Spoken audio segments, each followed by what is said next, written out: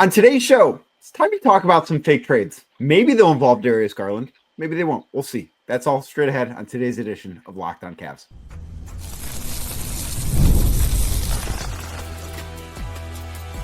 You are Locked On Cavs, your daily Cleveland Cavaliers podcast. Part of the Locked On Podcast Network, your team every day. What's up, everybody? My name's Danny Cunningham. You might know me from my time covering the Cleveland Cavaliers, places like my Substack, The Inside Shot, Cleveland Magazine, 92.3 The Fan, and a number of other stops along the way. Joined today by Matt Fontana from Big Play, ESPN Radio, 97.1 The Fan in Columbus, a lot of places, and of course, my former co-host of a radio show I used to do once upon a time. Before we get into it, just want to say thank you for making today's edition of Locked On Cavs your first listen and making the show your first listen every single day. You can find us anywhere you get your podcasts, Apple, Spotify, anywhere else. Make sure you drop the show a 5-star rating. Leave us a nice review and be a friend. Tell a friend about the show. If you're watching on YouTube, hit the thumbs up button for us. Click subscribe, hit that notification bell so you don't miss the latest Locked On Cavs content, a proud part of the Locked On Podcast Network, your team every day. Today's episode brought to you by Game Time. Download the Game Time app, create an account, and use code LOCKEDONNBA for $20 off your first purchase. Now, I gave you some homework like an hour before we're recording, but I know, because I know you very well, you are a bit of, you will procrastinate. You're a procrastinator, I think. It would be fair to call you. I think that would be fair. Yeah, for sure. So I'm confident that if I would have given you this homework assignment 2 days ago when we decided we were going to record a podcast on Wednesday night, you would have just done it an hour before the podcast started anyway. So I figured I'll just save Matt the time and the worry of having to put something on his list. But that homework assignment that I gave you was to come up with a trade target for the Cavs to be interested in. Somebody that they now, should fair enough. Away. That is a hard assignment. That's a hard assignment. How? That's There not are an easy 450 players in the NBA. Pick one. Nikola Jokic. Congratulations. Welcome to Cleveland. Done and done. Next. That's all you had for me. That's all we're doing here on Lock. I mean, that's the thing. It's going to be hard, like for Kobe Altman. I don't even know if Kobe Altman has an answer, and it's literally his job that he gets paid millions of dollars to figure out. I don't even know if he has an answer for it. So let me, I guess, start with this before we dive into that. But how important, if at all, because you and I have not had this conversation, certainly not in a public forum like this one, but how important do you look at this and say, yeah, the Cavs need to shake things up after what happened this postseason? I think they do. And the thing is, here's where I straddle the fence, and you shouldn't do that, but I'm not giving away Darius Garland. I'm not just going to give away Jarrett Allen. I think the reports out are correct. Evan Mobley and Donovan Mitchell are untouchable. This current era of the run that you're going to go on is led by Donovan Mitchell. Evan Mobley should be the guy to take you on the next era of the run to try to go win a championship. Again, outside of something absolutely insane, I don't think either one of those guys should even be brought up in trade conversations. That leads you to Garland. That leads you to Jarrett Allen. I'm sure we'll talk about Darius Garland's toe and how that's going to impact everything and how he's viewed this summer. But, I mean, Danny, it's not good enough for me. I've seen this core four. I've seen this group, and it's a lot of common excuse-making of injuries. And I'm one that, we even talked about it. Like, I wasn't pushing for these guys to play. I believe that if they cannot play and if they're injured, they can't go. And I was not ever going to – I don't cross that line with anybody. I just – call me naive. I trust professional athletes that if they can play, that they would. And obviously now knowing what we know about Darius Garland, he really couldn't play, and he still somehow tried to get out there. But that all aside, this hasn't worked. For one reason or another, injuries suck, but it's not good enough. You could win 64 games, getting out in the second round by gentlemen swept, whether or not whatever the Pacers do in the finals, doesn't matter to me. And there's just got to be some sort of change. And if they want to sit there and just say, well, we'll just play better or we'll just get better injury luck next year, that's not good enough. But the hard thing is I'm going to ask Kobe Altman to thread a needle where I'm sitting here saying I want to trade, I want some sort of change.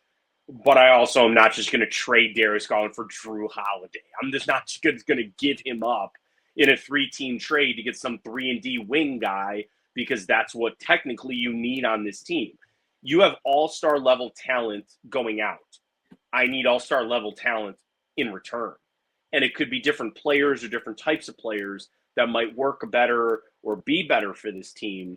But we've tried the 2-guard, 2-big thing. At times it works. There's times Jarrett Allen looks all NBA. There's times he can't even be on the floor. Garland, there's times that he looks like go off for 45 points on a given night when you need him. There's other times he's going 1 of 7 from behind the arc, and I just can't have those inconsistencies. I'm not saying that Evan Mobley is not inconsistent. Donovan Mitchell is not inconsistent. Like, he is Donovan Mitchell. That's why he's elite. But you're keeping Evan Mobley, the two guys that I think are the most inconsistent star-level guys. Those are the ones that I just don't know how they fit anymore. But again, if they wanted to sit back, if it just came that Kobe Altman tried, he picked up every phone call that came his way. He made some phone calls. He worked it, 3-team trades, future picks while trying to get under the apron, all those kind of things. And he tried his hardest to make something work, and it didn't. Fine. I'll accept it. I don't like it, but I'll accept it. I'm not one of these people that say make a trade for trade's sake, but I really need him to try hard to do something here for this team. So I'm glad you said all that, because I don't agree with all of that. And I needed somebody to come on here and not agree with me on everything, because a lot of doing this podcast, I have the takes, and that is kind of what you get because I'm the one with the podcast. But I'm glad you said that specifically about Garland, because I am, and I think that the camp I'm in is kind of dwindling, where I am in the don't trade Darius Garland camp. I think it would be a bad idea for them for a number of different reasons. One is kind of the one that you alluded to, that just like that kind of trade is really difficult. It's hard to, especially with where the Cavs are at financially, operating as a second apron team. It's going to be really difficult, I think, to get equal value back for Darius Garland when you can't take back more money and he just had foot surgery and is going to be out 4 to 5 months. Like, I just think that when you add all of those things together, it's going to be really difficult to get back what Darius Garland is worth. And I also think that he is 25 years old. He's a 2-time All-Star, and I don't think he's done getting better as a basketball player. Like, I think the best days that Darius Garland has had are not going to be the best days of his career. I just don't think that he has reached that peak yet. And the one other aspect of this, I think a lot of what he provides when he's healthy is exactly what the Cavs need.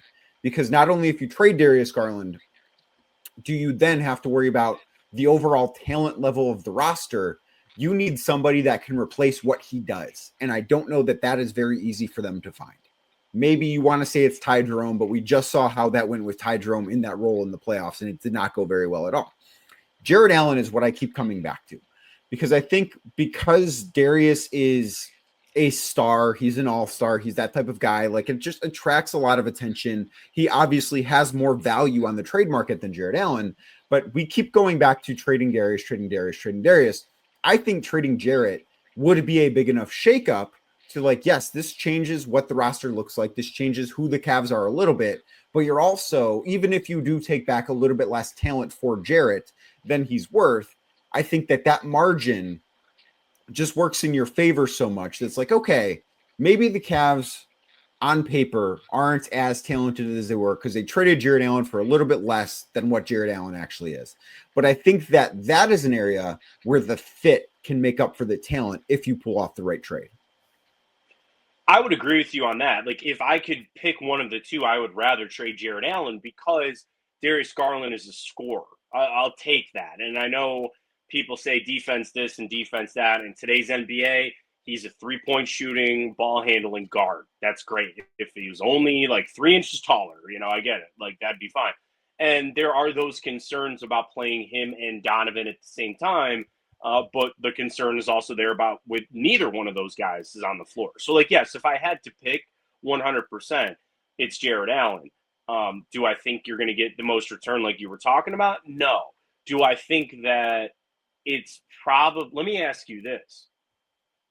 Do you think it is more likely that just one of them is traded or both of them is traded or neither of them is traded? We used to do that on our show. We used to do either, neither, or both. Do you think there's more likely that one of them is traded, both of them are traded, or neither one of them is traded? So this is a take I've sort of been soft launching, I guess. And I talked about this a lot on 92.3 on Wednesday when I filled in on Afternoon Drive. Like the soft launching a take type thing, because I do this thing, Matt, where I will like talk about it with friends and what I think in a way to kind of shape a take. And I'm curious if you do too, before I actually like bring it to the podcast or throw it out there on the radio when I'm on. But the take that I think is the proper one, it depends who you trade. If you trade Darius Garland, I think you kind of have to trade Jarrett Allen too. I do. Sure. Because we talk about that fit. And I think that Darius is such a big shakeup of this team that if you make that trade, why would you want to run back the double big? If you trade Jarrett Allen, I think it's much easier to justify saying Jarrett Allen is leaving. One, changes what this team looks like. Two, gives Evan Mobley more authority, more ownership in what this team looks like on both ends of the floor, because he will not be playing alongside another all-star caliber big. So I think that you can get away trading just him. That said, I think that the most likely is probably one, and I think it's Jarrett Allen. I don't think the Cavs actually want to trade Darius Garland. I think if teams call, Kobe Altman will pick up the phone about Darius Garland, and I think that Kobe Altman will listen to what other decision makers in the NBA have to say about what they would offer for Darius Garland. But ultimately, I just don't think that there are offers out there that are legitimately going to be made that make enough sense for the Cavs to say, yeah, we will give you our 25-year-old two-time All-Star franchise starting point guard. I just think that's not a spot where the Cavs are at right now. A year from now, could they be? Sure. But I think that it's so easy to just to say, oh, the Cavs should trade Darius. They should trade Darius. And, you know, you said it. You can't give him away. And the Cavs cannot be in a position where they trade Darius and do not get better. And those trades, I think, are really difficult to find. Yeah, and I'll listen to that too. And the other thing I would add about Darius, who's all those things you mentioned, 25 All-Star and under contract and potentially extension eligible again this offseason, if, July 2nd or whatever, I think he could hit that again if they really wanted to. I don't think they will, but you know, the other thing to bring into all this is Donovan Mitchell, right? The Cavs are going to go all in with him, as they should. He's an elite basketball player, and he is the one that is going to lead this era of Cavs basketball team. How much longer he's going to lead, I don't know. We'll find that out. Probably 2 years, maybe longer. I don't know. You hand it off to Evan Mobley, we'll see. And I think that is, obviously, we're not Donovan, but for him to understand and ask him, like, well, what do you think works? Or, like, what do you think? And I'm not saying that he's LeBron or he should be involved or as involved that LeBron is, but Donovan deserves that, right? Like, I'd pick his brain. And, you know, Kenny Atkinson and Kobe Altman probably already have that idea of what he thinks works best. And I've seen him on that floor with Darius Garland. And I do think they have chemistry. And I do think they can play well off of one another and on the floor together. You know, Allen, the same thing. I just kind of come back to, and maybe I think it's just because I've been inundated with it, all these 3-team trades that they're both involved. And one goes here and one goes here, and then here comes another guy. And, you know, you mentioned the apron and all these rules about what can go out and what can come back. And if they have to do like 4 different micro transactions to actually get completed what they're trying to do. You know, they don't have the salary to shed to get under that. They can get Ty Jerome back. That's one, you know, obviously an area that I hope they get done with that. But yeah, I mean, the Cavs are just, they're limited on everything outside of the team that they have. You know, I think, you know, I know you've discussed it. Like, once you enter that apron, that's meant to be like, you better have your team ready to go because you can't mess with it. And here are the Cavs entering what? The first year of them after they got under the apron with the DeAndre Hunter thing. They're going to be in it next year. Here you are, and we're already starting to tinker. That's like literally the one thing the NBA doesn't want you doing is entering the apron and instantly trying to change things. That's why they created what they created. They don't want you doing that. And to your point, it's not just those hindrances. It's, what other available trades are there? I think there's been a lot of reports of people saying this offseason is going to be crazy. Good. That's good. Maybe the Cavs can slide in somewhere. Maybe they can find that 3-team trade that they can slide into and move a salary or do this to try to help out, you know, their team. I'm with you. I'm not giving these guys away. And if they brought this team back, I wouldn't stand outside of the arena, you know, chained to a lamppost saying that they should have traded somebody. It is what it is. They tried, but I would hope they can find something. And yeah, if it were one or the other, I think it would be Jarrett Allen. I don't know why, man. I just keep seeing these. Oh yeah, send Allen here, and then you send Darius here, and then you get this piece back. Like I don't know. It's wearing me down. I got to fully admit that the online trade machines, everything that everybody likes to post, it's starting to wear me down. That both of them will go out in the same trade. Today's show brought to you by Game Time. There's nothing like the NBA playoffs. Unfortunately, they're not happening in Cleveland anymore. Was thinking that maybe last night would have been a basketball game in Cleveland in the playoffs, but that's not the case. That said, there's still a ton going on around Northeast Ohio. And if you want to get your foot in the door, if you want to get your butt in the door, Game Time is the place to go when you're shopping for tickets. They've got everything you need, from killer last minute deals, panoramic seat views, and no surprise fees, something that I think is a real game changer when it comes to Game Time. You'll find great seats for as low as $100 on NFL games that are going to be happening before we know it. The season is almost here. Maybe you want to watch the local team, who I don't think is going to be very good. Maybe you want to see some of the teams that come to town who might be much better. I don't know, but Game Time will help you get in to the stadium to watch your favorite football team every single Sunday this fall. So take the guesswork out of buying tickets with Game Time. Download the Game Time app, create an account, and use code LOCKEDONNBA for $20 off your first purchase. Terms do apply. Again, create an account, redeem code LOCKEDONNBA. That is LOCKEDON NBA for $20 off that first purchase. Download the Game Time app. Last minute tickets, lowest price guaranteed. I totally get that. I think a trade sending both of them out would be incredibly complicated. I think like if you trade them, it would have to be in two separate trades. And I have yet to see a trade that works under the rules, because, you know, the Cavs making any kind of deal like this is going to be very complicated. And it's not just the Cavs that it's complicated for.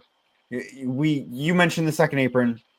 That is obviously a very real thing. It's not just these bad words that make things really difficult. Like, it is an actual thing that exists. This isn't a situation like the NFL where the salary cap is a myth type of thing that you hear all the time. But when you take a look at this, it's okay, well, how do you find a fit that makes the Cavs better and also gets them under the second apron? Or if you combine two players in a trade and it gets them under the second apron, then they become hard capped. Is there a trade that is worth hard capping yourselves? Like, it's all of these things that become really, really difficult to navigate.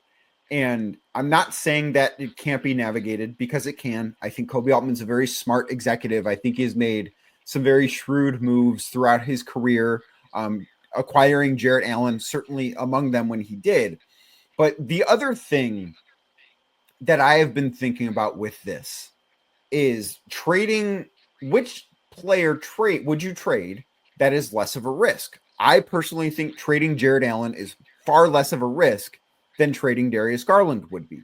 Not necessarily because of what said player could become in another situation. I think that matters, but I don't think that's necessarily part of it. I think because Darius is harder to replace.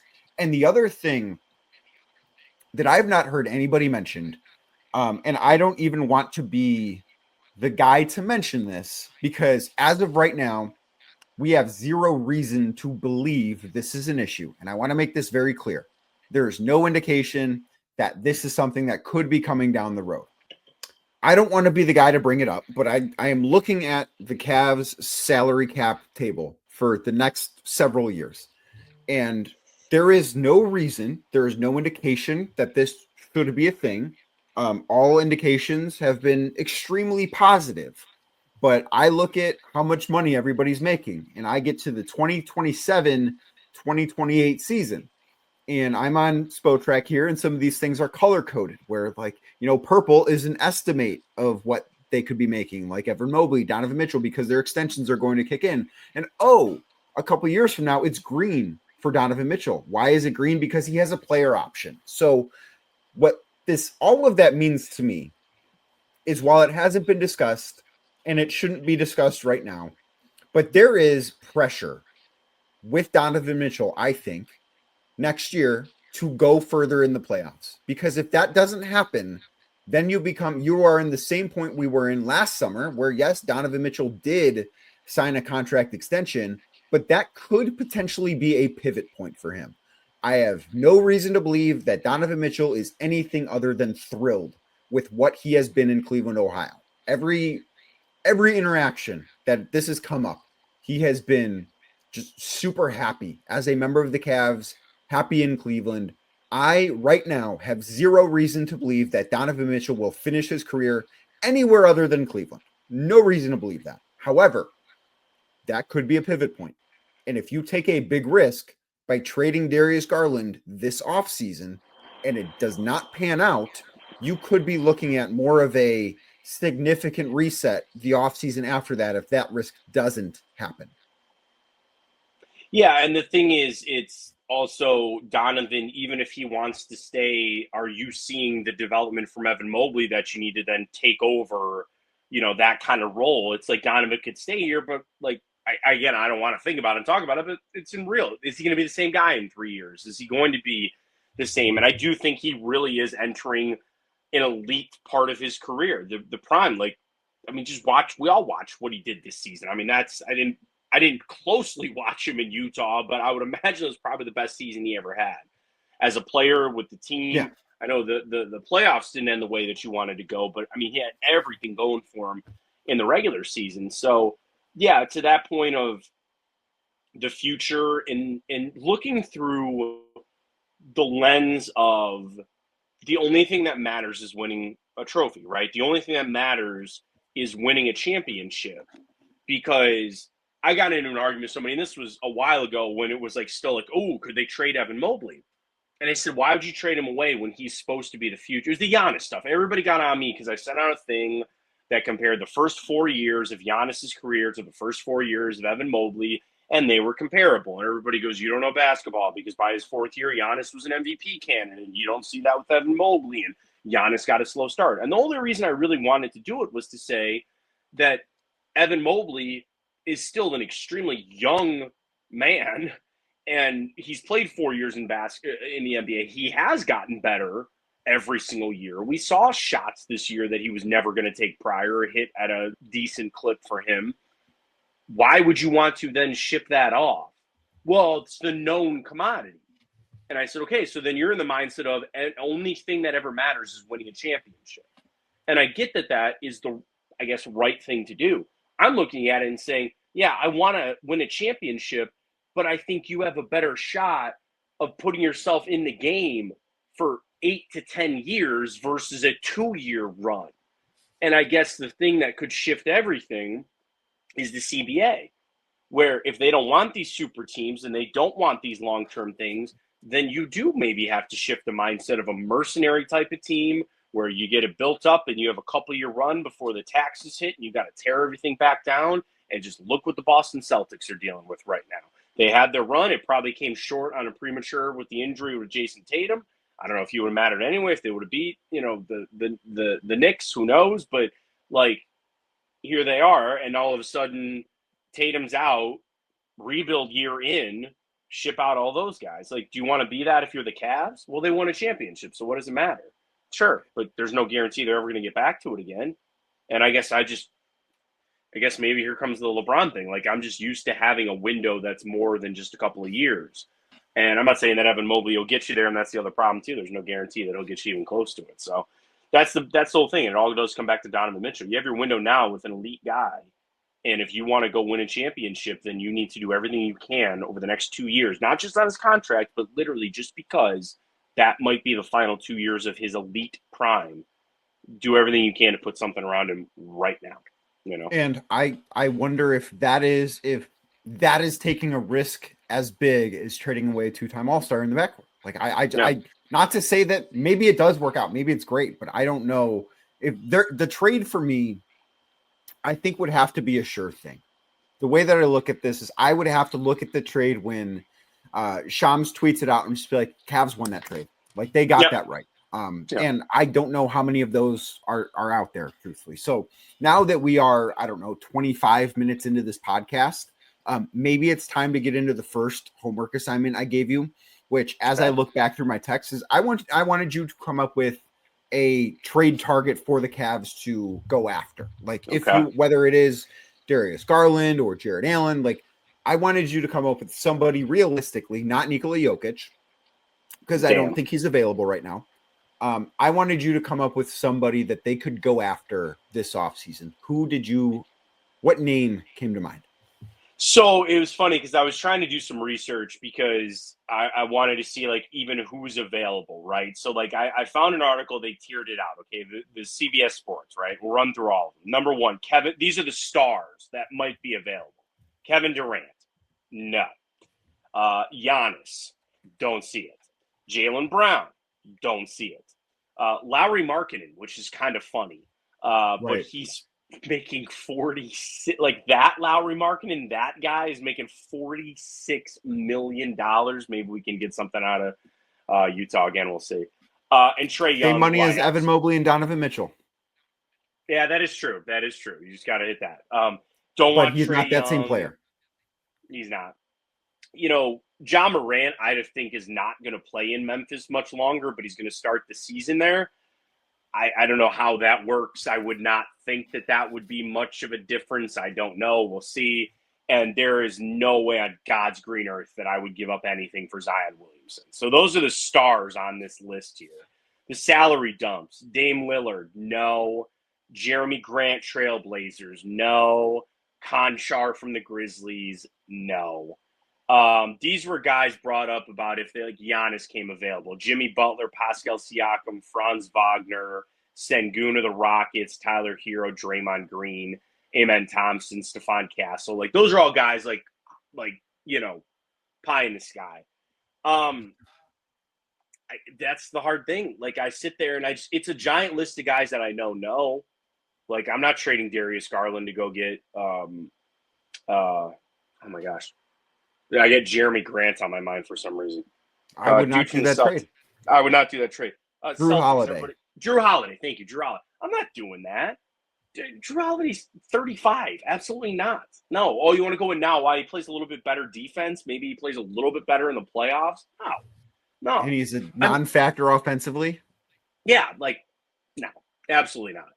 So then here's my answer. And I don't know who this is, and I don't know what it is. It's the same answer over and over again. I need a wing scorer.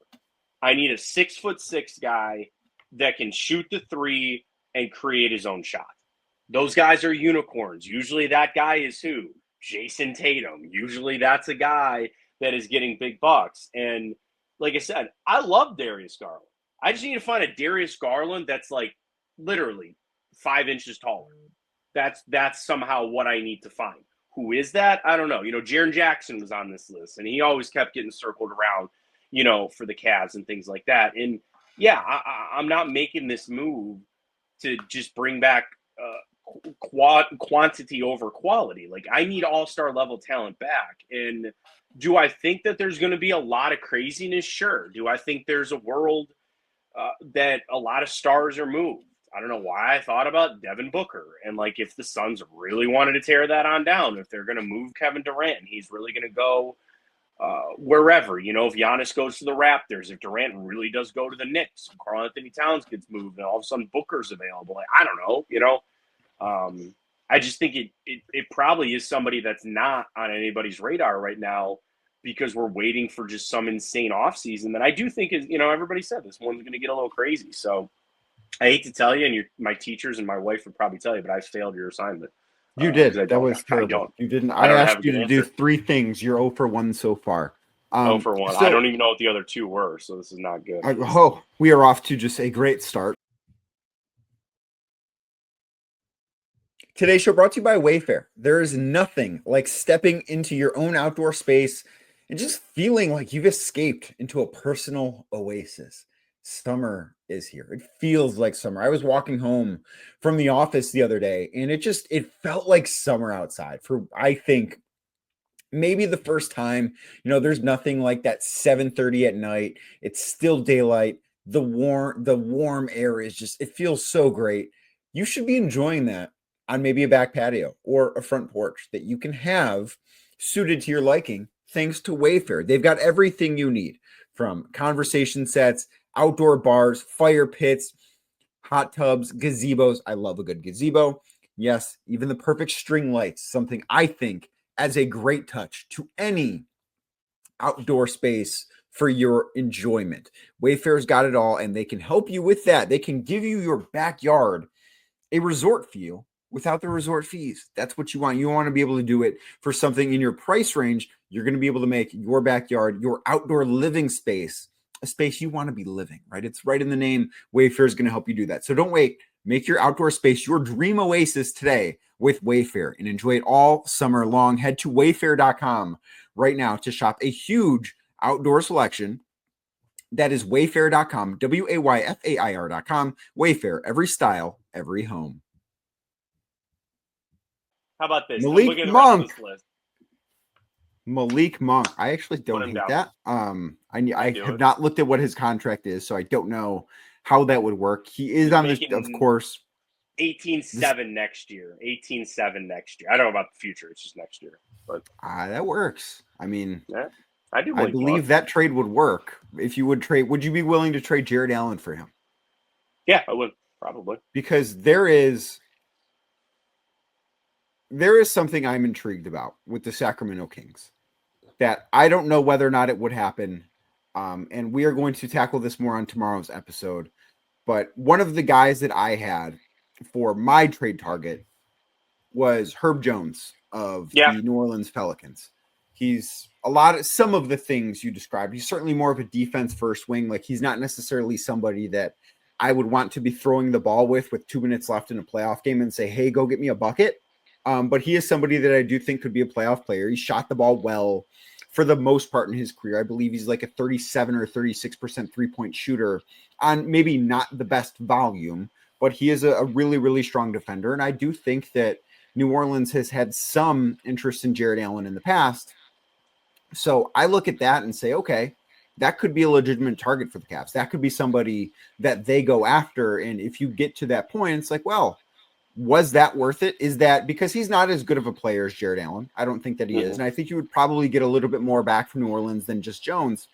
But I do look at that fit and say, okay, this is not as good of a player, but it is the situation where, okay, the Cavs remade their roster in which they might not be as talented as they were, but they're a better team. There's another guy that I just saw on this list. You send Jarrett Allen back to the Nets and get Cam Johnson. They wanted a king's ransom for him at the trade deadline. And they're talking about in this article, they say now that they got a bad lottery pick, could they reconsider moving Cam Johnson out? What do we do for it? So I am not as high on Cam Johnson as I think a lot of people are. And I don't think a lot of teams are as high on Cam Johnson as the Brooklyn Nets are. That said, like, that is a trade that I would do. I think that's a trade that does make sense. That's about what I would be willing to give up for Cam Johnson. I need to look at his contract because I don't have that. I didn't plan on talking about Cam Johnson It's like today. 20. I just, in the article, it just says next year's 20. So that's why I'm assuming it'd be maybe close or comparable to Allen's. If it is 20, and again, I'm pulling up the trade machine right now to know, but if it is 20, you look at that and say, that's a fit. Now, I think that the Nets would ultimately probably want more than just Jarrett Allen back. But I do think that is kind of that is the avenue that you want to look at. So yeah, this is the type of trade that I want to look at. This is the type of trade that I do think makes sense. So Cam Johnson makes 21, which does not work with Jarrett Allen. And like that $1 extra million makes it really, really difficult to figure out, unfortunately. Like that is just not a path I think they're going to be able to go on because he's not a player that is worth hard capping yourself for. So I gave you 2 more homework assignments that we're going to tackle on tomorrow's edition of Locked on Cavs because we are at the time limit for one episode. You and I are just going to continue talking and recording this. But if you're listening to this, one, thank you for making it your first listen today and every day. You can find us anywhere you get your podcasts, Apple, Spotify, anywhere else. If you're watching on YouTube, hit that thumbs up button for us, click subscribe, hit that notification bell. We'll be back tomorrow with all of the homework assignments I told you I gave Matt at the very start of this show. We're actually going to talk about that tomorrow because we talked about so much stuff that we did not get into that today. So that is all on tomorrow's edition of Locked on Cavs.